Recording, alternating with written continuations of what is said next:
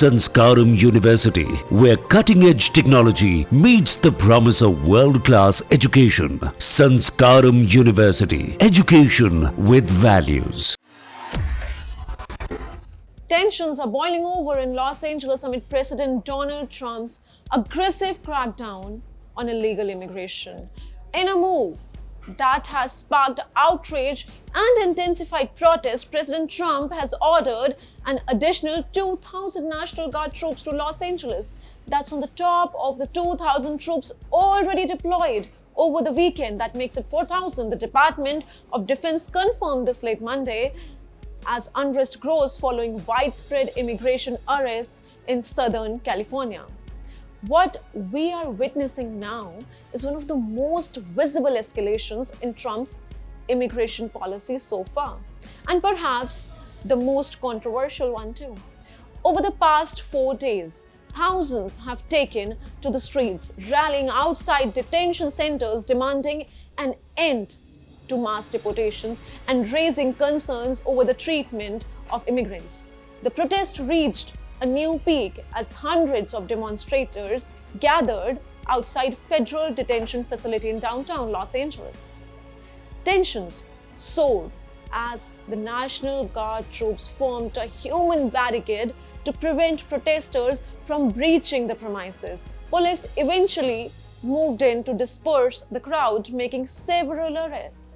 Protesters accuse the federal government of violating basic human rights, while the administration insists it's trying to restore order and enforce law.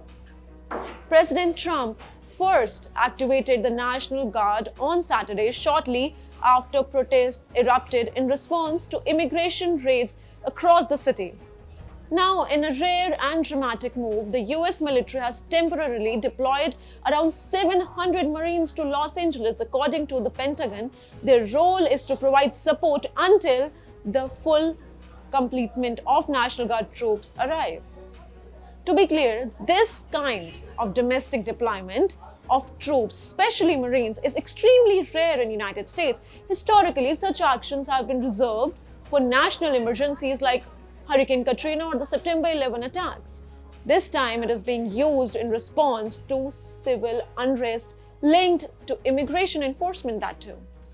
President Donald Trump defended his decision, saying, and I quote, "I had no choice but to increase the level of force. We cannot allow the violence to spiral out of control." This is what he said. He insisted that the federal government would take whatever steps necessary to maintain law and order.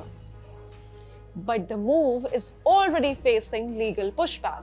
The state of California has filed a lawsuit against Donald Trump, arguing that the domestic deployment of both National Guard troops and Marines violates federal law and state sovereignty.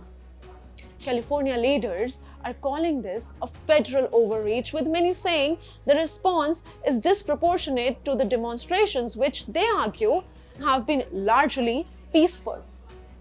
Meanwhile, the international community is also watching very closely. Mexico's President Claudia Sheinbaum issued a strong statement urging US authorities to follow the law in deportation proceedings and to respect human dignity.